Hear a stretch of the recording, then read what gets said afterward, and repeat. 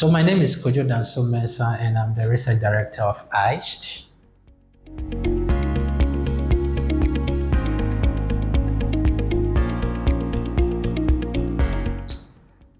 Well, the highlight for me is to see everything coming up. You start a process and sometimes you are not sure of where it's ending, but to actually see everything coming up and seeing the amazing products that we are actually giving or churning out through this research, it makes it extremely exciting. And you see how relevant these products are going to be for policymakers and for researchers and even for donors and also funders and all that. It makes it very, very, humbling whenever you see these things as a researcher coming up.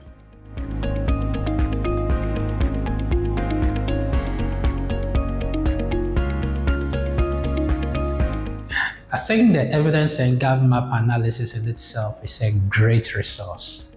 Having to see that research is done in some areas and not in others, having to see how interventions actually work together with outcomes and the kind of things that are being done at various places. It is a great resource for researchers, for funders, for policymakers to know where evidence is and also where the gaps are.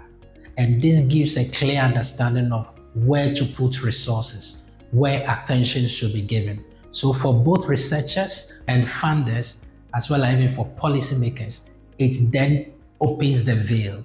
People are able to understand the extent to which they are making impact, where they need to actually focus on, and where there are gaps. And so it is an amazing kind of resource.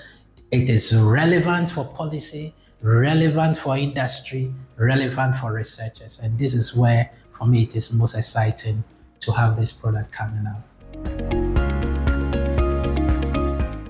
At the dissemination event, I'm looking up for, excitement in general. I mean, I have no doubt that this dissemination is actually going to put into perspective how infrastructure's impact has really been, especially on women economic empowerment, gender equality, and nutritious diet.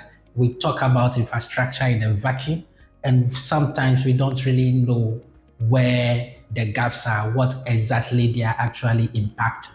So for this dissemination, I'm looking now to see policymakers understand where we are doing in terms of where Africa is going, and especially for Sub-Saharan Africa and Ghana in particular.